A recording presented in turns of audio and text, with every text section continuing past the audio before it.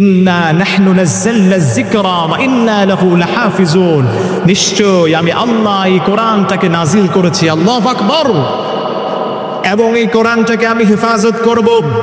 তাহলে প্রিয় ভাইরা, এই কোরআনটাকে নাজিল করেছেন একজন, তিনি কে? আওয়াজ করে বলেন তিনি কে? আবার এই কোরআনের সংরক্ষণের দায়িত্ব একজন নিয়ে নিয়েছেন, তিনি কে? আর জোরে বলেন তিনি কে? যে আল্লাহ আমাদেরকে কোরআন দান করলেন, সেই আল্লাহর জন্য চিৎকার মেরে বলছি আল্লাহু আকবার। আমার প্রিয় ভাইয়েরা, আমার প্রিয় মুসলমান বন্ধুগণ, আমাদেরকে মনোযোগ দিতে হবে। আল্লাহর নবী, বিশ্ব নবী রাহমাতুল লিল আলামিনের উপরে এই কোরআনটা নাজিল করেছেন একজন, তিনি কে? জোরে বলতে হবে তিনি কে? এই কোরআন যদি কেউ পড়ে তার সম্মানটাকে বাড়িয়ে দেন একজন, তিনি কে? তাহলে প্রিয় ভাইয়েরা আবার আনসার দেন, এই কোরআনটাকে নাজিল করেছেন একজন, তিনি কে?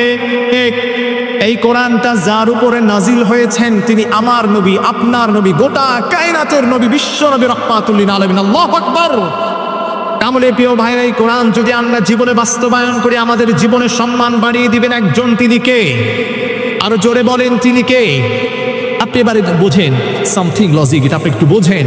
এই কোরআনটা এত সম্মানিত একটা কিতাব, এত সম্মানিত একটা বুক, এই কোরআনটা যদি টেবিলের উপর রাখা হয়, এই টেবিলের সম্মানটা বাড়িয়ে দেন কে? আপনাদের আওয়াজটা হচ্ছে না, দয়া করে জোরে বলেন, বাড়িয়ে দেন কে? এই টেবিলটার মর্যাদা, একটা সময় এই টেবিলটা আমাদের ঘরে থাকে, এই টেবিলটা আমাদের বাসায় থাকে, ওই সময় কিন্তু এই টেবিলটার গুরুত্ব আমরা দিই না, পায়ে লেগে যায়, আমরা অনেক সময় হোঁচট খেয়ে পড়ে যাই, গুরুত্ব থাকে না। ঠিক যখনই আল্লাহর কালামটা এই টেবিলের উপর রাখা হলো, এখন মর্যাদাটা বাড়িয়ে দিয়েছেন একজন, তিনি কে? একটু জোরে বলেন তিনি কে? আবার সেম ভাবে আল্লাহর কালামটা এখন দেখা যায়, আল্লাহর কালামটা এখন আছে গিলাফ ছাড়া। আল্লাহর কালামে যখন গিলাফ পেঁচানো হবে, এই কাপড়টা এতক্ষণ নিচে পড়া ছিল, এখন যখন এমনই একটা কাপড় দিয়ে আল্লাহর কালামটাকে এভাবে পেঁচানো হলো, সম্মান করা হলো, সুন্দরভাবে এটাকে বাইন্ডিং করে আপনার আলমারিতে, মাদ্রাসা, মসজিদে রাখা হলো, ওই সময় এই কাপড়টার দামটা বাড়িয়ে দিয়েছেন কে? জোরে বলেন প্রিয় ভাইয়েরা, তিনি কে? তাহলে প্রিয় ভাইয়েরা মুসলমানের, আমি বলতে চাই, যেই কোরআন এই কাঁথার উপর রাখার কারণে, এই টেবিলের উপর রাখার কারণে, যেই টেবিলের কোনো দাম ছিল না, কোনো অস্তিত্ব ছিল না, যেই কাপড়ের কোনো দাম ছিল না, অস্তিত্ব ছিল না, আল্লাহর কালাম রাখার কারণে যেই টেবিলের দাম বেড়ে যায়, যেই কাপড়ের দাম বেড়ে যায়, সেই আল্লাহর কালাম যদি মুমিন মুসলমানেরা পড়তে পারে, তাহলে আপনার আমার সম্মান কি বাড়ে কিনা? চিল্লা বলেন ঠিক কিনা? তাহলে প্রিয় মুসলমানেরা, আপনারা এই কোরআনের সঙ্গে থাকতে রাজি আছেন তো ইনশাআল্লাহ? কারা কারা রাজি আছেন? দুই হাত তুলে আল্লাহকে দেখান, লিল্লাহি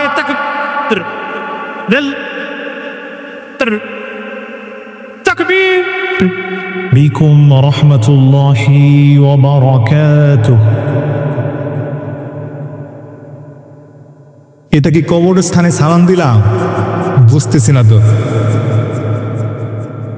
আপনারা কি মাইকের আওয়াজ শুনতে পান সবাই?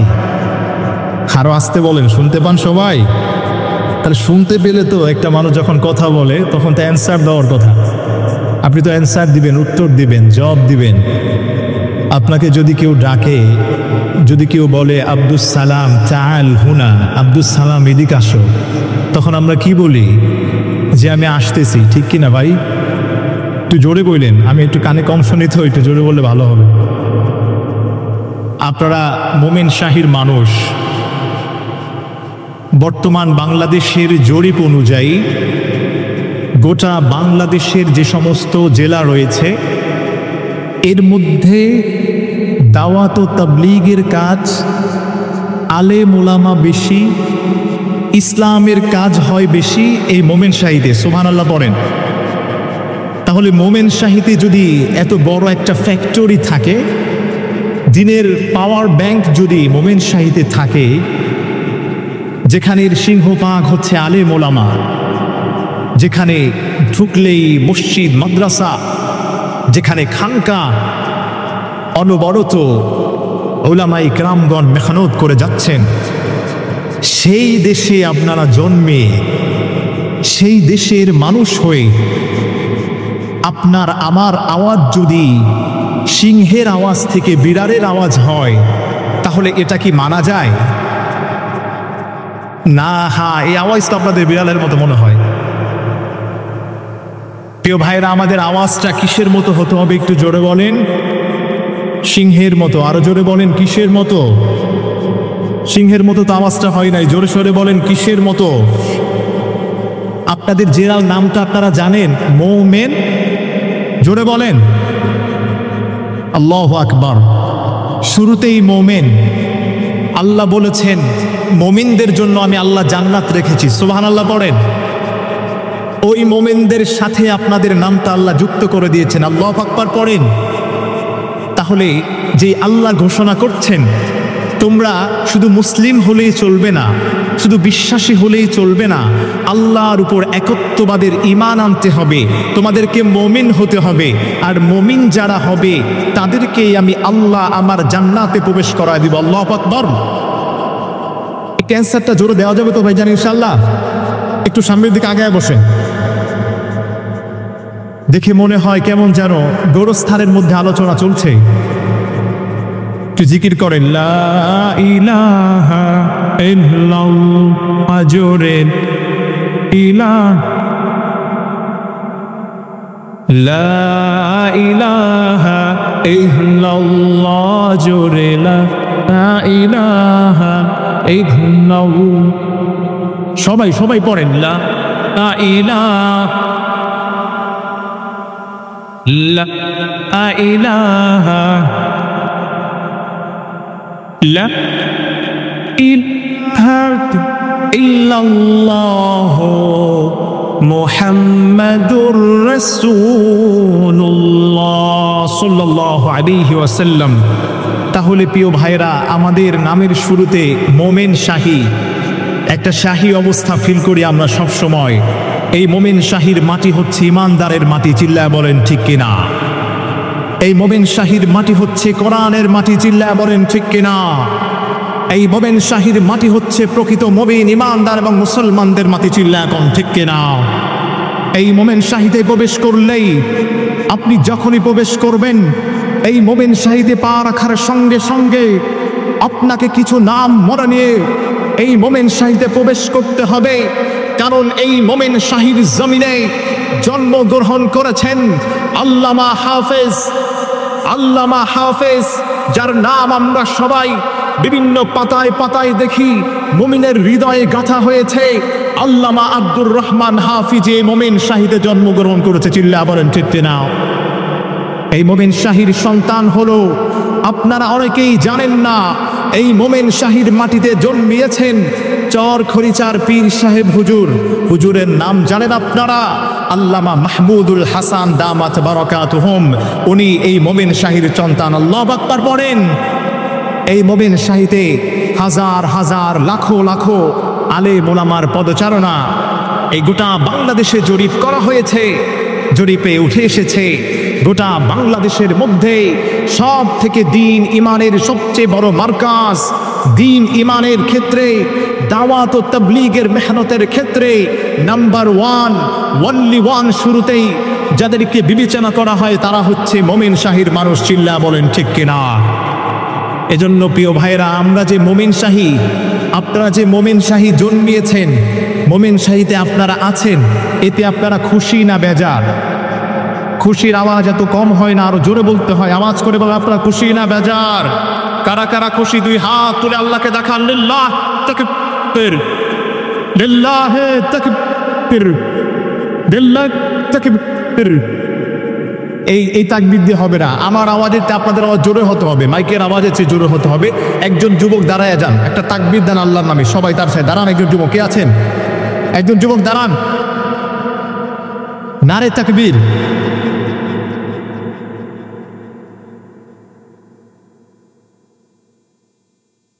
আল্লাহ আমাদের সবাইকে কবুল করেন, পড়েন আমিন। আরো জোরে বলতে হবে আমিন, আরো চিল্লায় বলেন আমিন। যারা দেখবেন মুখ বন্ধ করে বসে রয়েছে, পাশে দেখবেন আশেপাশে কেউ যদি মুখ বন্ধ করে বসে থাকে, তাকে একটু লাড়া দিবেন, তাকে একটু চা খাওয়াবেন। বুঝতে পারছেন সবাই? তাহলে আলোচনা আমি এখন শুরু করব। আলোচনার শুরুতেই আপনাদের কাছে আমি একটা ওয়াদা নিতে চাই, ডানে বামে সামনে পিছনে তাকাবেন না। বাচ্চারা কথা বলবে না কেউ। আলোচনার শুরুতেই আপনাদের কাছে আমি একটা প্রমিস দিতে চাই, একটা ওয়াদা নিতে চাই। এই আলোচনার শুরু থেকে অর্থাৎ মাহফিলের শেষ পর্যন্ত আপনারা কারা কারা থাকবেন, দুই হাত তুলে আল্লাহকে দেখান। লিল্লাহে তাকবীর। সবাই মুখটা করেন, আল্লাহর নামটা একটু বের করেন। লিল্লাহে তাকবীর, লিল্লাহে তাকবীর। আল্লাহ আমাদের সবাইকে কবুল করেন, পড়েন আমিন। আরো জোরে বলেন আমিন। তাহলে মোমেন শাহির বন্ধুরা, মোমেন শাহির মুসলমান, মোমেন শাহির ইমানদার, ইমানওয়ালা, আল্লাহওয়ালা, কোরআনওয়ালা মুসলমানেরা, আপনাদের কাছে আমি আলোচনার শুরুতেই একটা সম্বোধন আপনাদেরকে করেছি, একটা সম্ভাষণ আপনাদেরকে আমি দিয়েছি। সেই সম্ভাষণটির নাম হচ্ছে সালাম। নামটা কি ভাই? হয় নাই, জোরে বলেন, আরো আওয়াজ করে বলেন। আচ্ছা প্রিয় ভাইরা, আমি আপনাদেরকে কিছু কোশ্চেন করব, কিছু প্রশ্ন করব, আপনারা একটু উত্তর দিবেন। আমরা তো সচরাচর মাহফিলে আসি, সচরাচর আলোচনা শুনি। আজকের আলোচনা যদি আমাদের তাফসীরের একটা ক্লাস হয়ে যায় তাহলে কেমন হয় প্রিয় ভাইরা? আমরা সবাই এখান থেকে যা শুনবো বাসায় নেওয়া যাওয়া দরকার আছে না নাই? আপনি এখান থেকে শুনলেন যে বউর উপর জুলুম করা যাবে না, স্ত্রীকে কষ্ট দেয়া যাবে না, সন্তানদেরকে কষ্ট দেয়া যাবে না, কিন্তু এই কথাটা আপনি বাসায় গিয়ে বললেন না, স্ত্রী, আপনার স্ত্রী এটা জানতে পারলো না, আপনি মাহফিলের প্যান্ডেলেই সীমাবদ্ধ থাকলেন, তাহলে কি এই মাহফিলে আসার কোনো ফায়দা হবে? একটু জোরে আনসার দেন, ফায়দা হবে? আপনারা কি বিরক্ত হচ্ছেন, কষ্ট হচ্ছে? তাহলে প্রিয় ভাইরা, আলোচনার শুরু থেকে শেষ পর্যন্ত যদি আপনারা থাকেন, আমি আপনাদের মাঝে কোরআন এবং হাদিস থেকে, সরাসরি আল্লাহর কোরআন থেকে কিছু কথা বলবো এবং শুনবো ইনশাল্লাহ। আপনারা সবাই আমার সাথে থাকতে রাজি আছেন তো ইনশাল্লাহ? আল্লাহ আমাদের সবাইকে সেই তৌফিক দান করেন। ওমা তৌফিকি ইল্লা বিল্লাহ, পড়েন আমিন। তাহলে এবার একটু আমার দিকে মনোযোগ বাড়ান, অ্যাটেনশন প্লিজ, মনোযোগ বাড়ান। সময় সংক্ষেপ, আমি সংক্ষিপ্ত আকারে বলে যাচ্ছি। প্রিয় ভাইয়েরা, প্রশ্ন করছি, সালাম নামটা কার? আপনারা এখন আমার দিকে অ্যাটাচমেন্ট, মনোযোগটা বাড়ে নাই, অ্যান্সার দিবেন কথা বলার সঙ্গে সঙ্গে। প্রিয় ভাইয়েরা, আমি আবারও রিপিট করছি, সালাম নামটা কার? কেউ হাত উঁচু করে দেখান, সালাম নামটা কার? আল্লাহু আকবার। এই সালাম শব্দের অর্থ কি? মা মানা সালাম, এর মিনিংটা কি, এর মানেটা কি? হাদিসের মধ্যে আসছে রাসূল পাক সাল্লাল্লাহু, সবাই পড়েন, সাল্লাল্লাহু আলাইহি ওয়া আলিহি ওয়াসাল্লাম, তিনি বলে দিয়েছেন সালাম শব্দটা হচ্ছে আল্লাহর নাম। এই সালাম, এই শব্দটা এর অর্থ আসে, সালাম অর্থ হলো শান্তি বর্ষিত হওয়া, অর্থাৎ রবের পক্ষ থেকে, আসমানের মালিকের পক্ষ থেকে, আপনার রব, আমার রব, আমাদের রব, তোমাদের রব, আমাদের সবার রব, তিনি বলেছেন সালাম যে দিবে, সালাম যে দিবে, ওই সালাম দেওয়ার সঙ্গে সঙ্গে আল্লাহ ওই গোলামটার উপর অগণিত স্পেশাল রহমত আল্লাহ নাজিল করেন। সুবহানাল্লাহ বলেন। তাহলে প্রিয় ভাই, আপনারা বুঝতে পারছেন? তাহলে সালাম যদি আমরা দেই, রহমত নাজিল করবেন কে? এই সবাই, ছোট্ট বাচ্চারা, মুরব্বীরা, আপনারা সবাই একটু আমার সঙ্গে অ্যান্সার দিবেন, আমি সহজে বোঝাতে পারবো।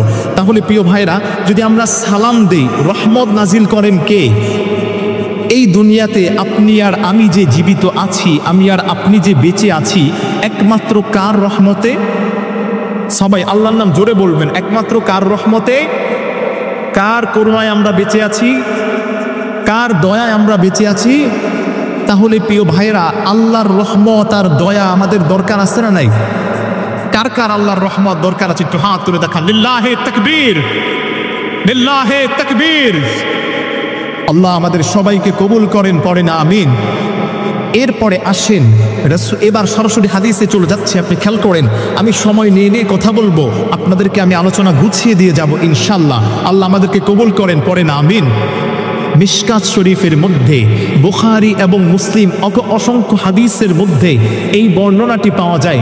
আলোচনা খেয়াল করেন, আল্লাহর হাবিব সরকারে দু আলম নবী, আপনার নবী, আমার নবী, আমাদের নবী, তোমাদের নবী, গোটা কায়নাতের নবী, রাহমাতুল লিল আলামিন, তিনি বলছেন, খেয়াল করেন, আপনার মনোযোগটা বাড়ান, এই হাদিসগুলো বাসায় আপনাকে নিয়ে যেতে হবে, হাদিসগুলো রেখে যাওয়া যাবে না। এই বাসায় যদি আপনি নিয়ে যান, আপনার পরিবার উপকৃত হবে। হাদিসে পাকের মধ্যে আসছে, আল্লাহর হাবিব সাল্লাল্লাহু আলাইহি ওয়া আলিহি ওয়াসাল্লাম তিনি একবার মসজিদে নববীতে বসা ছিলেন। একটু উত্তর দেন, নবীজি কোথায় বসা ছিলেন? একটু সবাই অ্যান্সার দেন, নবীজি কোথায় বসা ছিলেন? মসজিদের নববীতে তিনি বসা ছিলেন। এই অবস্থায় হাজেরান একটি মজলিস, নবীজি ওই মজলিসের মধ্যে বসে সাহাবায়ে কেরামদেরকে তালিম দিচ্ছেন। নামাজের পরে আপনাদের মসজিদে তালিম হয়, তরবিয়ত হয়, দাওয়াত ও তাবলীগের মেহনত হয়। এই মেহনত কোত্থেকে আসছে? এই মেহনত আজকের মেহনত নয়। আমার নবী, আপনার নবী, গোটা কুল কায়নাতের নবী, দয়াল নবী, রাহমাতুল লিল আলামিন, তিনি সর্বপ্রথম এভাবে আল্লাহর জন্য তাওহীদের পক্ষে, ইসলামের পক্ষে দাওয়াত দিয়েছেন। আল্লাহু আকবার। তাহলে প্রিয় ভাইরা, দাওয়াত ও তাবলীগের মেহনতটা কি নবীওয়ালা মেহনত নাকি অন্য কোনো মেহনত? একটু সবাই বলেন, কি মেহনত? নবীওয়ালা মেহনত আমাদেরকে বুঝতে হবে। অনেকেই এখন বুঝি না, অনেকেই বলে আলেম ওলামাদের সঙ্গে থাকলে কি হবে, অনেকেই বলে হুজুরদের সাথে থাকলে কি হবে। আরে ভাই, আরে ভাই, আরে দোস্ত, তুমি যদি হুজুরদের সাথে না থাকো, আলেমদের সোহবত সংস্পর্শে তুমি না যাও, তাহলে কখনোই তুমি নবীওয়ালা কাজের স্বাদ এবং মজা পাবে না। চিল্লায়া বলেন ঠিক কিনা? তাহলে প্রিয় ভাইরা, এই যে দাওয়াত ও তাবলীগের কাজ, এই কাজটা নবীজি সাল্লাল্লাহু আলাইহি ওয়াসাল্লাম করেছেন। আমরা মৃত্যুর আগ পর্যন্ত এই কাজের সঙ্গে প্রথমে ওয়াদা নিচ্ছি, এই কাজের সঙ্গে কারা কারা সম্পৃক্ত থাকতে রাজি আছেন? দুই হাত আল্লাহকে দেখান। লিল্লাহে তাকবীর, লিল্লাহে তাকবীর, লিল্লাহে তাকবীর। আল্লাহ আমাদের সবাইকে দাওয়াত ও তাবলীগের এই হক মেহনতে জুড়ে থাকার তৌফিক দান করেন, পড়ে না আমিন। আরো জোরে বলে না আমিন। প্রিয় ভাইয়েরা, আলোচনা খেয়াল করেন, নবীজি সাল্লাল্লাহু আলাইহি ওয়াসাল্লাম কোথায় যেন বসা ছিলেন? মনোযোগ আছে দেখা যায় আপনাদের, একটু খেয়াল করেন। নবীজি সাল্লাল্লাহু আলাইহি ওয়া আলিহি ওয়াসাল্লাম মসজিদে নববীতে তিনি বসা ছিলেন। সাহাবায়ে কেরামদেরকে তিনি তালিম দিচ্ছেন, সাহাবায়ে কেরামদেরকে বোঝাচ্ছেন। এভাবে নবীজি বলছেন, ও সাহাবীরা, এই দুনিয়া খেল তামাশার জায়গা, এই দুনিয়া ভালো জায়গা নয়। হুব্বুদ দুনিয়া রাকসু কুল্লি খতিআ, এই দুনিয়ার মজা এবং স্বাদ তোমাদেরকে আখিরাতকে ধ্বংস করে দিবে। তোমরা এক কাজ করো, এক আল্লাহকে মানো, এক আল্লাহর পথে যাও। আর ওই আল্লাহর পথে তুমি যদি যেতে পারো, লা ইলাহা ইল্লাল্লাহ তুফলিহুন, তোমাদেরকে একজন সফল করে দিবেন। তিনি কে? আরো একটু আওয়াজ করে বলেন, তিনি কে? তাহলে সাহাবায়ে কেরামরা যেই পথে সফল হয়েছেন, যেই পথে তারা জান্নাতে গিয়েছেন, সেই পথে আমাদেরকে যাওয়া দরকার আছে না নাই? একে সবাই বলেন, আছে না নাই? আল্লাহ আমাদের সবাইকে সাহাবীদের পথে অনুসরণ করে আল্লাহ জান্নাতি হওয়ার তৌফিক দান করেন। সবাই পড়ে না আমিন। আরো জোরে বলে না আমিন। তাহলে প্রিয় ভাইরা, নবীজি সাল্লাল্লাহু আলাইহি ওয়াসাল্লাম মসজিদে নববীতে বসা ছিলেন। হঠাৎ করে সাহাবীদেরকে তিনি তালিম দিচ্ছেন। একজন অগন্তুক ব্যক্তি, অর্থাৎ যে কোনো একজন সাহাবী ওই মজলিসে প্রবেশ করলেন। ধরেন আপনারা সবাই এভাবে বসে আছেন, মসজিদে তালিম হচ্ছে বা হালকার মুযাকারা হচ্ছে, একজন আমির সাহেব দাঁড়িয়ে সবাইকে নসিহা করছেন। এই অবস্থায় একজন আগন্তুক ব্যক্তি বাইরে থেকে এসে সবাইকে লক্ষ্য করে এভাবে সালাম দেয় না? আসসালামু আলাইকুম ওয়া রাহমাতুল্লাহি ওয়া বারাকাতুহু। সালাম দেয় কিনা ভাই? একটু উত্তর দেন, মুরব্বীরা বুঝতেছেন কথা? এবার আসেন নবীজির কাছে। এবার আপনি খেয়াল করেন, আলোচনার মূল পয়েন্টগুলো আপনাকে খেয়াল করতে হবে। সময় সংক্ষেপ, আমি বলে যাচ্ছি, আজকের এই বরকতপূর্ণ মাহফিল, এই মাহফিল আগামীকাল থাকবে না, এই মঞ্চ আগামীকাল থাকবে না, আলেম ওলামারা এখানে আসবে না, আপনিও বসার এখানে সুযোগ পাবেন না। তবে আজকে এই সুবর্ণ সুযোগ হাত করা যাবে? হাত ছাড়া যাবে? এই সুবর্ণ সুযোগ থেকে দূরে থাকা যাবে? তাহলে এখনো দেখেছি রাস্তায় অনেক যুবক ভাইয়েরা দাঁড়িয়ে আছেন, মুরব্বী বাবাজিরা দাঁড়িয়ে আছেন। আপনি কেন রাস্তায় দাঁড়িয়ে থাকবেন? আজকে এই চমৎকার মাহফিল, কোরআন এবং হাদিসের মাহফিল, আমিনা জামালে নূর মাদ্রাসার উদ্যোগে আপনাদেরকে যে এই সুযোগটা করে দিয়েছেন, এজন্য আমাদের সবাইকে শুকরিয়া আদায় করা দরকার আছে না নাই? একটু জোরে বলেন, দরকার আছে না নাই? এদিক সেদিক মনোযোগ দিয়েন না, কথাগুলো একটু শ্রবণ করেন। আমি আলোচনা গুছিয়ে ফেলছি, সবার কাছে অনুরোধ থাকবে, আমি আলোচনার শুরুতেই আপনাদের কাছে বিনয়ের ডানা অবনত করে অনুরোধ করছি, যারা এখন এদিক সেদিক ঘোরাফেরা করছেন, এটা হচ্ছে জান্নাতি মাহফিল, জান্নাতি পরিবেশ। এই কথার আপনাদের কি বিশ্বাস হয়? একটু জোরে বলেন, বিশ্বাস হয়? আরো জোরে বলেন, বিশ্বাস হয়? এবার আসেন একটি হাদিস আমরা শুনি, একটি হাদিস আমরা শুনি তোহাবি শরীফের। প্রধান বক্তা আসছে। আচ্ছা, সম্মানিত উপস্থিতি, আমাদের আজকের মাহফিলের প্রধান বক্তা আমাদের মাদ্রাসায় উপস্থিত হয়েছেন। সবাই বলি আলহামদুলিল্লাহ। আমাদের মাহফিলের আজকের প্রধান বক্তা আন্তর্জাতিক মুফাসসিরে কোরআন, সুমিষ্ট ভাষী ইসলামী আলোচক হযরত মাওলানা মুফতি ফয়জুল্লাহ নোমানী হাফিজাহুল্লাহ আমাদের মাঝে উপস্থিত হয়েছেন। আল্লাহ হুজুরের নেক হায়াত দারাজ করেন, পড়েন আমিন। এই আওয়াজ দিয়ে হবে না, একটু জোরে বলেন আমিন, আর আওয়াজ করে বলেন আমিন। হুজুর আমাদের মাঝে অল্প সময়ের মধ্যে চলে আসবেন ইনশাল্লাহ। আমরা এই সুবর্ণ সুযোগটাকে কেউ হাত ছাড়া না করি ইনশাল্লাহ। সবাই আমার সাথে আছেন তো? জোরে বলেন, আছেন তো সবাই? কারা কারা আছেন আবার একটু হাত উঁচু করেন। লিল্লাহে তাকবীর, লিল্লাহে তাকবীর। এবার একটু মনোযোগ, অ্যাটাচমেন্ট বাড়ান। রাসূল করিম সাল্লাল্লাহু আলাইহি ওয়াসাল্লাম তোহাবি শরীফের 3656 নং হাদিস একটু খেয়াল করেন। 3, 6, 5, 6, 3, 6, 5, 6, 3656 নং হাদিসের মধ্যে আপনার নবী, আমার নবী, গোটা কায়নাতের নবী, বিশ্ব নবী, দয়াল নবী, মায়ার নবী বলছেন, এই দুনিয়ার যেই মাজলিসগুলো আছে, আল্লাহর জান্নাতি যেই মানুষগুলো, এই দুনিয়ার ওয়াজ মাহফিল যেখানে মা জালাসা, হাদিসের ইবাদতগুলো আপনি খেয়াল করেন, মা জালাসা কওমুন ইয়াজকুরুনাল্লাহ, দুনিয়ার কোনো মাজলিসে যদি আল্লাহ এবং আল্লাহর রাসূলের কথা হয়, অ্যানসার দেন, কার কথা হয়? একটু জোরে বলেন ভাই, কার কথা? আল্লাহ এবং তার রাসূলের কথা যে সমস্ত মাজলিসগুলোতে হবে, মা জালাসা কওমুন ইয়াজকুরুনাল্লাহ, আল্লাহর কোন গোলাম যদি ওই মাজলিসে এসে বসে, কি করে ভাই? একটু উত্তর দেন সবাই, কি করে? ওই জিকিরের মাজলিসে মা জালাসা, সে বসলো, ইয়াজকুরুনাল্লাহ, আল্লাহর কোন গোলাম যদি, আল্লাহর কোন গোলাম যদি, যেখানে আল্লাহর কথা হয়, রাসূলের কথা হয়, কোরআনের কথা হয়, ওই জায়গায় যদি আল্লাহর কোন বান্দা বসতে পারে, মা জালাসা কওমুন ইয়াজকুরুনাল্লাহ, ওই জায়গার মধ্যে যেখানে আল্লাহর স্মরণ করা হয়, নবীজি সাল্লাল্লাহু আলাইহি ওয়াসাল্লাম বলেন, তাদের জন্য 1 নম্বর পুরস্কার, 1 নম্বর ইনাম হলো, 1 নম্বর পুরস্কার হলো, আল্লাহর নবী বলেন, আল্লাহর নবী বলেন, আন্নী উশহিদুকুম কদ গফিরতু লাকুম, ও আকাশের ফেরেশতারা তোমরা সাক্ষী থাকো, এই আমিনা জাবালে নূর মহিলা মাদ্রাসা, জাবালে নূর মাদ্রাসার উদ্যোগে ইসলামী মহাসম্মেলনে যেখানে আল্লাহর কথা হয়, রাসূলের কথা হয়, মজলিসে আল্লাহর কথা হয়, দাওয়াত ও তাবলীগের মেহনতে রাসূলের কথা হয়,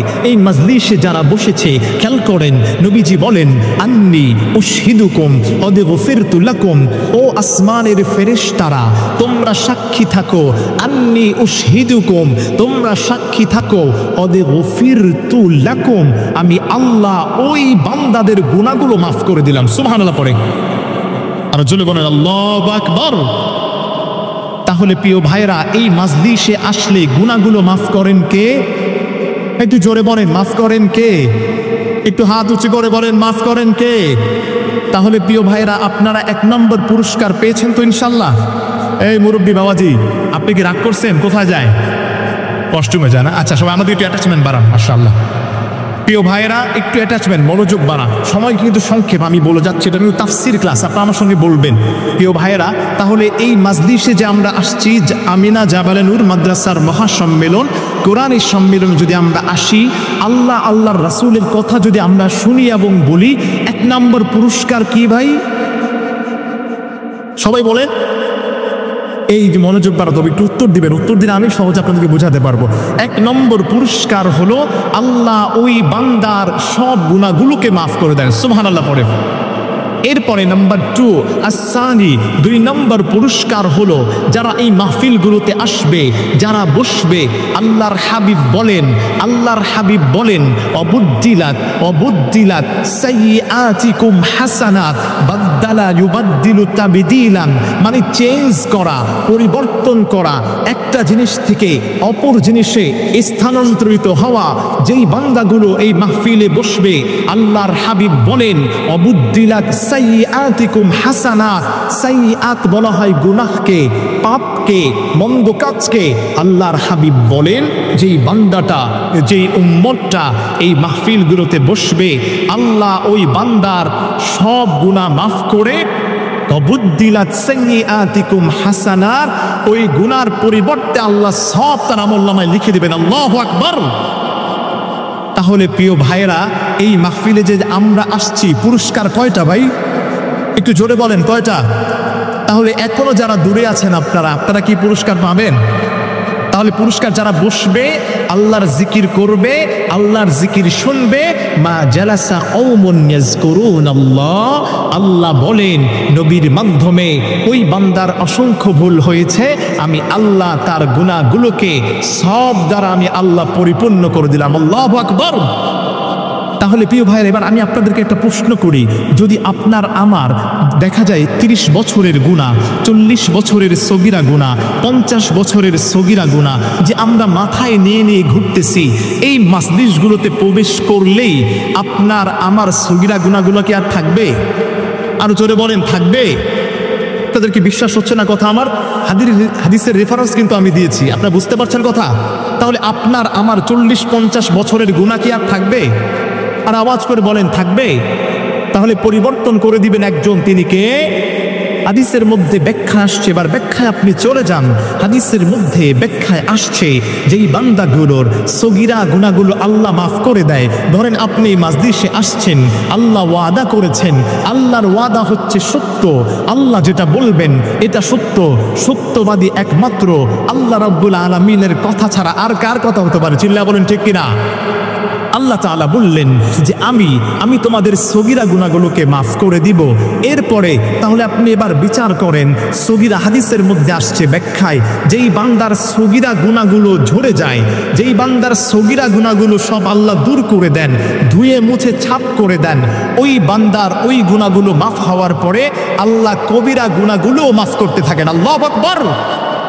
তাহলে প্রিয় ভাইরা, কবিরা গুনাহ যদি আপনার আমার মাফ হয়ে যায়, তাহলে আমি আর আপনি বেগুনাহ মাসুম যে হয়ে গিয়েছি, এর মধ্যে আর কোনো সন্দেহ আছে? এই সবাই একটু বলেন, সন্দেহ আছে? কোনো সংশয় আছে? তাহলে এখনো যেই সমস্ত যুবক ভাইয়েরা আপনারা আসতেছেন না, এই বরকত থেকে আপনারা দূরে সরে যাবেন। আগামীকাল এই মাহফিল থাকবে না, আপনাকে আমি অনুরোধ করব, বিনয়ের ডানা অবনত করে এই বরকতপূর্ণ মাজলিসে আপনি আসেন, আপনি ফয়েজ দেন, আলেম ওলামাদের সাথে থাকেন, আল্লাহ আপনার সব গুনাহগুলোকে মাফ করে দিবেন। আল্লাহু আকবার।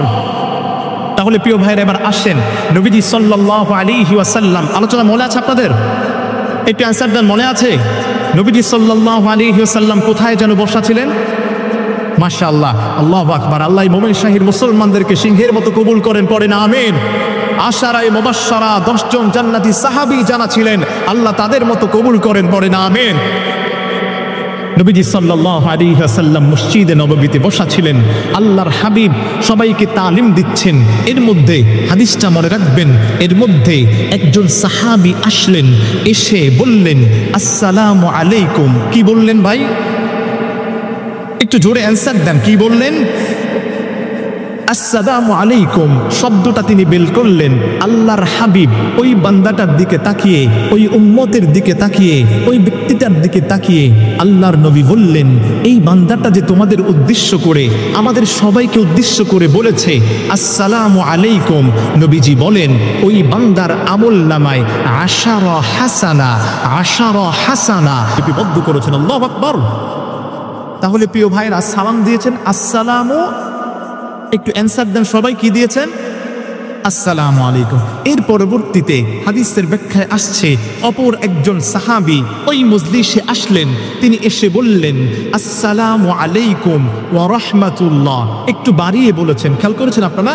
একজন সাহাবী এসে তিনি একটু বাড়িয়ে বললেন, আল্লাহর হাবিব বললেন তোমরা যে সাহাবীটাকে দেখেছো যে আমাদেরকে সালাম দিয়েছে আসসালামু আলাইকুম ওয়া রাহমাতুল্লাহ, এই ওয়া রাহমাতুল্লাহ বাড়িয়ে বলার কারণে আল্লাহ ওই বান্দার আমলনামায় 20টি নেকি আল্লাহ লিপিবদ্ধ করেছেন। আল্লাহু আকবার। এর পরবর্তীতে আরেকজন সাহাবী আসলেন, এসে আল্লাহর হাবিবকে উদ্দেশ্য করে, সাহাবীদেরকে উদ্দেশ্য করে আল্লাহর হাবিবকে তিনি লক্ষ্য করে বললেন আসসালামু আলাইকুম ওয়া রাহমাতুল্লাহি ওয়া বারাকাতুহু। তিনি পুরো সালামটা নবীজির সামনে পেশ করলেন। আল্লাহর হাবিব বললেন, ও আমার সাহাবীরা তোমরা শুনে রাখো, এই যে সাহাবী সালাম দিয়েছে আসসালামু আলাইকুম ওয়া রাহমাতুল্লাহি ওয়া বারাকাতুহু, আল্লাহ পাক রব্বুল আলামিন ওই বান্দার আমলনামায় 30টি সব আল্লাহ লিপিবদ্ধ করে দিয়েছেন। সুবহানাল্লাহ পড়ে।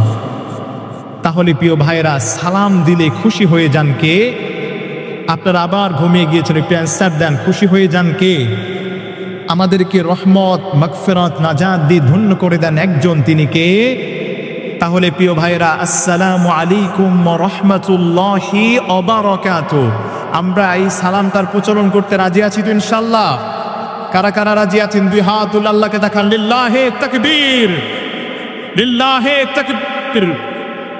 তাহলে প্রিয় ভাইরা, আপনি যখনই কারোর সঙ্গে দেখা হবে, যখনই আপনি কারোর সঙ্গে মোলাকাত করবেন, আপনি সঙ্গে সঙ্গে সালাম দিয়ে দিবেন। আর সালাম দিলেই আরশের মালিক আপনার উপর, আমার উপর রহমত নাজিল করবেন একজন, তিনি কে?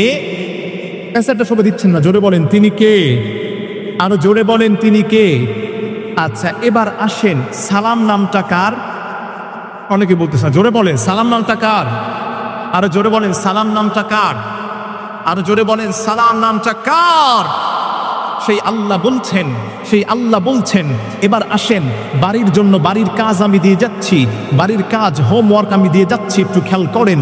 বাড়ির কাজ হলো, হাদিসে পাকের মধ্যে আসছে, সংক্ষেপে আমি বলে যাচ্ছি, আল্লাহর হাবিব সাল্লাল্লাহু আলাইহি ওয়াসাল্লাম স্পষ্টভাবে বলে গিয়েছেন, যেই বান্দাটা সালাম দিবে, যেই বান্দাটা সালাম দিবে, ওই বান্দাটাকে আল্লাহ রাব্বুল আলামিন সালাম দেওয়ার কারণে 2টা পুরস্কার আল্লাহ দান করবেন। সুবহানাল্লাহ পড়েন। আরো জোরে বলেন সুবহানাল্লাহ। তাহলে প্রিয় ভাইরা, সালাম দিলে কয়টা পুরস্কার? 2টা ফায়দা আপনার হবে সালাম দিলে। সালাম যদি কেউ দিতে পারেন, 2টা ফায়দা, দুনিয়াবি 2টা ফায়দা। 1 নম্বর, এবার অ্যান্সার নেন। আল ওয়াহিদ নাম্বার 1, আল আউয়াল নাম্বার 1। 1 নম্বর ফায়দা হলো, কোনো বান্দা যদি, আপনি ধরেন আপনি রাস্তা দিয়ে যাচ্ছেন, আপনি দেখছেন একজন ভাই, হঠাৎ করে আপনার কাছে ভাবে ফোন আসে যে অমুক ভাই আপনার উপর খুব রাগান্বিত হয়ে আছে, অমুক ভাই আপনার ক্ষতি করবে, অনেক রেগে আছে আপনার উপর, আপনি অন্যায় করেছেন, অপমান আপনাকে করবে, সামনাসামনি দেখা হলে আপনাকে গালমন্দ করবে। আল্লাহর হাবিব বলেন, যেই মানুষটা তোমার উপর রাগান্বিত থাকবে, ওই বান্দাটা অনেক রাগ নিয়ে তোমার কাছে আসতেছে, অনেক গুসা নিয়ে তোমার কাছে আসতেছে। যেই বান্দাটা রাগান্বিত অবস্থায়, তুমি যদি কোনো সময় এই অবস্থার মধ্যে পড়ে যাও, আর ওই অবস্থায় যদি তুমি ওই বান্দাটাকে আল্লাহর নাম নিয়ে সালাম দিতে পারো, আসসালামু আলাইকুম ওয়া রাহমাতুল্লাহি ওয়া বারাকাতুহু, নবীজি বলেন সঙ্গে সঙ্গে আল্লাহ ওই বান্দার, প্রিয় ভাইরা, আজকে থেকে সালামের প্রচলন করতে রাজি আছেন তো ইনশাআল্লাহ? আল্লাহ আমাদের সবাইকে সালামের প্রচলন বেশি বেশি করার তৌফিক দান করেন, পড়েন আমিন। এরপরে নাম্বার 2 আসানি, 2 নম্বর যেই পুরস্কার, 2 নম্বর যেই ফায়দা আপনার হবে সালাম দিলে, আমি সংক্ষেপে বলছি। হাদিসের মধ্যে আসছে, কোনো বান্দা যদি, কোনো গোলাম যদি, আমরা অনেকেই তো এখন পারিবারিক অবস্থা নিয়ে ঝামেলার মধ্যে পড়ে যাই, সংসারের মধ্যে ঝামেলা, অনেকে ফোন করে, হুজুর আমার সংসারে শান্তি নাই, হুজুর আমার স্ত্রী কথা শোনে না, হুজুর আমার ছেলে মেয়েগুলো উল্টাপাল্টা হয়ে গেছে, নামাজের ধারে কাছেও নাই, বাসাটা কেমন যেন শয়তানের আকরা হয়ে আছে, হুজুর আমাকে একটা ইনফরমেশন দেন, আমাকে একটা কিছু বলেন, আমি কি করলে আমার ঘরটা শান্তি হবে, কি করলে আমার ঘরে শান্তি চলে আসবে। সেই অ্যান্সার, সেই উত্তর আমার দেয়া দরকার নাই। 1450 বছর পূর্বে আপনার নবী, আমার নবী, আমাদের নবী, তোমাদের নবী রহমাতাল লিল আলামিন তিনি স্পষ্টভাবে বলে গিয়েছেন, কোন সংসারে যদি অশান্তি থাকে, অকল্যাণ থাকে, ছেলে কথা শোনে না, স্ত্রী কথা শোনে না, ওই ঘরে একটা আমল করা যায়। সেই আমলটা হলো, যখন আপনি ঘরে প্রবেশ করবেন, ঘরে যদি কেউ থাকে অথবা না থাকে, আপনি যদি কেউ থাকে তখন আপনি সালাম দিবেন, আসসালামু আলাইকুম ওয়া রাহমাতুল্লাহি ওয়া বারাকাতুহু। এই সালাম দেওয়ার কারণে আল্লাহর নবী বলেন ওই ঘরটাতে আল্লাহ স্পেশাল রহমত নাজিল করেন। আল্লাহু আকবার। এর পরবর্তীতে আপনার ঘরে আমলটা নিয়ে যান, আপনার ঘরে বাসার মধ্যে কোনো লোক নাই, বাসা খালি পড়ে আছে, কিন্তু ওই খালি বাসার মধ্যেও ফেরেশতা থাকে, জিন থাকে, আপনি তাদেরকে উদ্দেশ্য করেও বলতে পারেন আসসালামু আলাইকুম ইয়া আহলাল বাইত। ওই ঘরওয়ালাদেরকে উদ্দেশ্য করেও আপনি এভাবে সালাম দিতে পারেন। তাহলে প্রিয় ভাইরা এবার একটু উত্তর দেন, যদি আমি আর আপনি সালামের বেশি বেশি প্রচার এবং প্রসার করতে পারি, আপনার আমার দুনিয়াতে ফায়দা কয়টা? একটু সবাই একটু বলেন কয়টা? 2টা ফায়দা। নাম্বার 1, আপনার বস আপনার উপর ক্ষিপ্ত আছে, রাগান্বিত আছে, একটা মানুষ আপনাকে খুব জুলুম করবে, অত্যাচার করে আপনার উপর, আপনি সে যখনই সামনে আসে, সামনাসামনি আসে, ওই সময় যদি আপনি তাকে সালাম দিয়ে দেন, আরশের মালিক বলেন আল্লাহ সঙ্গে সঙ্গে ওই বান্দার উপর রহমত নাজিল করেন। সুবহানাল্লাহ পড়েন। তাহলে প্রিয় ভাইয়েরা, কোনো বান্দার উপর যদি আল্লাহর রহমত থাকে, আল্লাহর সাকিনা থাকে, এই পৃথিবীর কোনো শক্তি তার কোনো ক্ষতি করতে পারে? একটু জোরে বলেন, ক্ষতি করতে পারে? কোনো ক্ষতি করতে পারে? সামনের ভাইদের আওয়াজগুলো কম, কোনো ক্ষতি করতে পারে? একটু সবাই অ্যান্সার দেন, কোনো ক্ষতি করতে পারে? তাহলে প্রিয় ভাইরা, আমরা সব জায়গায় একজন মালিকের নামে সালাম দিব, তিনি কে? আওয়াজটা সামনের ভাইরা অনেকে বুক চুপ করে বসে আছেন, সবাই একটু বলেন তিনি কে, আর আওয়াজ করে বলেন তিনি কে। আমরা যদি বেশি বেশি সালাম দেই, আমাদের উপর রহমত নাজিল করবেন একজন, তিনি কে? আর আওয়াজ করে বলেন তিনি কে। তাহলে প্রিয় ভাইরা, আজকের এই মাহফিলের শুরুতেই আপনাদেরকে আমি সালাম দিয়েছিলাম, লং টাইম আলোচনা হয়ে গেল সালাম নিয়ে। এই সালামের প্রচার এবং প্রসার আপনারা করতে রাজি আছেন তো ইনশাল্লাহ? আপনারা যদি আমল, একটা মানুষ যদি এই জান্নাতি পরিবেশে এসে মাহফিল থেকে একটা বিষয়ের উপর আমল করতে পারে, আল্লাহ তাআলা বলেন ওই বান্দাটা আমল করার ওসিলায় আল্লাহ সবার গুনাহগুলো মাফ করে দেন। আল্লাহু আকবার। এজন্য আমার প্রিয় ভাইরা, সব জায়গায় আমরা সালাম দিব একজনের নামে, তিনি কে? আর আওয়াজ করে বলেন তিনি কে? আমাদের সবাইকে এখানে আসার তৌফিক দিলেন কে? আর আওয়াজ করে বলেন এখানে আসার তৌফিক দিলেন একজন, তিনি কে? এজন্য আমরা ঘুমোতে গেলে নাম নিতে হয় কার? জোরে বলেন, নাম নিতে হয় কার? আবার উঠতে গেলে নাম নিতে হয় কার? আমরা যখন রাস্তা দিয়ে হাঁটা চলা করি সমতল ভূমিতে, সুবহানাল্লাহ আলহামদুলিল্লাহ একজনের নামে জিকির করি, তিনি কে? আর জোরে বলেন তিনি কে? এই আওয়াজটা হয় না, আরো জোরে বলেন তিনি কে? তাহলে প্রিয় ভাইরা, আমাদেরকে সুস্থ রাখেন কে? আমাদেরকে শান্তিতে রাখেন কে? বিপদ মুসিবতে পড়লেই একজন আমাদেরকে উদ্ধার করেন, তিনি কে? সবাই একটু আওয়াজ করে বলেন তিনি কে? তাহলে সেই আল্লাহর জন্য আমরা সবাই একত্রিত হয়ে আজকের এই মাহফিলে যে আল্লাহ আপনাকে আমাকে আসার ওয়ে, সুযোগ এবং সময় করে দিলেন, সেই আল্লাহর দরবারে আকাশ বাতাসকে মাতোয়ারা করে চিৎকার মেরে বলছি আলহামদুলিল্লাহ। এই আওয়াজ হয়নি, আরো জোরে বলেন আলহামদুলিল্লাহ। আল্লাহ আমাদের সবাইকে সময় দেয় মাহফিলে আসা, এই বরকত হাসিল করাকে কিয়ামতের ময়দানে নাজাতের ওসিলা বানায় দেন। সবাই পড়ে না আমিন, আরো জোরে বলে না আমিন, আরো আওয়াজ করে বলে না আমিন। তাহলে প্রিয় ভাইয়েরা, আমার হাতে একটা কিতাব দেখছেন, সবাই একটু উত্তর দেন, এই বইটার, এই কিতাবটার নাম কি? আপনারা দেখতেছেন, এটার নাম কি ভাই? সবাই বলে এটার নাম কি? এই কোরআনের মধ্যে কোনো সন্দেহ আছে? কোনো সংশয় আছে? কোনো দ্বিধাদ্বন্দ্ব আছে? Any confusion? any doubt, লা শাক্কা ফি, লা রাইবা ফি। আল্লাহ ঘোষণা করছেন এই কোরআনটা এমন একটা কিতাব যেই কোরআনের মধ্যে কোনো নক্তার মধ্যে, এর একটা লাইনের মধ্যে, একটা আয়াতের মধ্যে, একটা সূরার মধ্যে, একটা মঞ্জিলের মধ্যে, একটা পারার মধ্যে, গোটা কোরআনে ৬,৬৬৬ আয়াত মতান্তরে, এই ৬,৬৬৬ আয়াতের মধ্যে কোনো সন্দেহ, কোনো সংশয় কেউ দেখাতে পারে নাই, এখনো পারছে না, ভবিষ্যতেও পারবে না। আল্লাহু আকবার। তাহলে প্রিয় ভাইরা সবাই বলেন এই কিতাবটার নাম কি? সবাই জোরে বলেন এটার নাম কি? এই পৃথিবীর শুরু লগ্ন থেকে অদ্যাবধি শেষ পর্যন্ত এই কিতাবের মধ্যে, এই কিতাবের সমকক্ষ কোনো কিতাব কেউ নাজিল করতে পারবে? কেউ বানাতে পারবে? একটার নক্তা কেউ রচনা করতে পারবে? একটা সূরা কেউ রচনা করতে পারবে? একটা আয়াত কেউ বানাতে পারবে? একটা পারা কেউ বানাতে পারবে? একটা মঞ্জিল কেউ দেখাতে পারবে? তাহলে এই কোরআনটা একজনের, তিনি কে? জোরে বলেন না ভাই, তিনি কে? আর আওয়াজ করে বলেন তিনি কে? তাহলে প্রিয় ভাইরা এই কোরআনটা যিনি আমাদেরকে দান করেছেন তিনি কে? আওয়াজটা হয় আল্লাহর নাম নিতে আপনারা কি ভয় পান? মোমেন শাহির মুসলমান জোরে বলেন না কে তিনি? এই কোরআনটা নাজিল করেছেন কে? ইন্না নাহনু নাযালনা যিকরা ওয়া ইন্না লাহু লাহাফিজুন।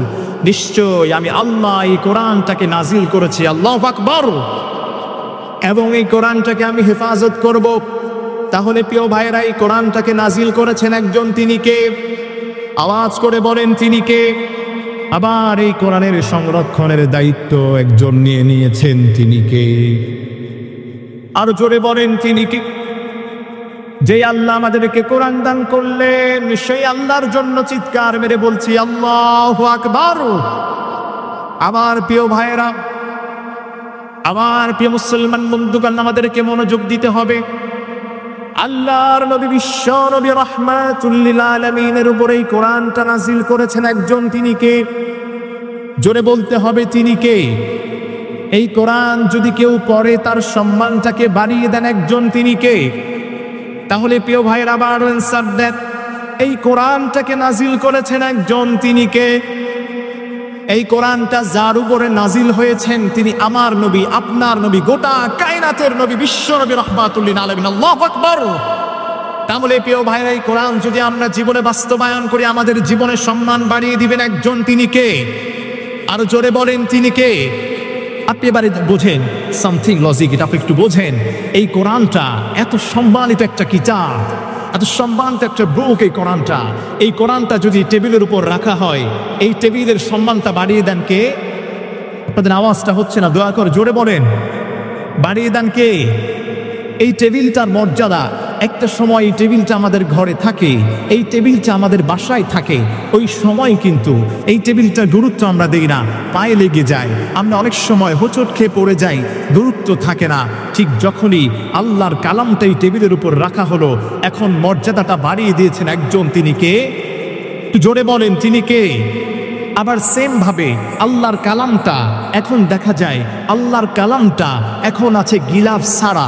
আল্লাহর কালামে যখন গিলাফ পেঁচানো হবে, এই কাপড়টা এতক্ষণ নিচে পড়া ছিল, এখন যখন এমনই একটা কাপড় দিয়ে আল্লাহর কালামটাকে এভাবে পেঁচানো হলো, সম্মান করা হলো, সুন্দরভাবে এটাকে বাইন্ডিং করে আপনার আলমারিতে, মাদ্রাসা, মসজিদে রাখা হলো, ওই সময় এই কাপড়টার দামটা বাড়িয়ে দিয়েছেন কে? যে জোরে বলেন প্রিয় ভাইয়েরা, তিনি কে? তাহলে প্রিয় ভাইয়েরা মুসলমানের আমি বলতে চাই, যেই কোরআন এই কাঁথার উপর রাখার কারণে, এই টেবিলের উপর রাখার কারণে, যেই টেবিলের কোনো দাম ছিল না, কোনো অস্তিত্ব ছিল না, যেই কাপড়ের কোনো দাম ছিল না, অস্তিত্ব ছিল না, আল্লাহর কালাম রাখার কারণে যেই টেবিলের দাম বেড়ে যায়, যেই কাপড়ের দাম বেড়ে যায়, সেই আল্লাহর কালাম যদি মুমিন মুসলমান মানেরা পড়তে পারে, তাহলে আপনার আমার সম্মান কি বাড়ে কিনা? চিল্লায়া বলেন ঠিক কিনা? তাহলে প্রিয় মুসলমানেরা, আপনারা এই কোরআনের সঙ্গে থাকতে রাজি আছেন তো ইনশাআল্লাহ? তারা কারা রাজি আছেন? দুই হাত তুলে আল্লাহকে দেখান, লিল্লাহে তাকবীর, লিল্লাহে তাকবীর, লিল্লাহে তাকবীর।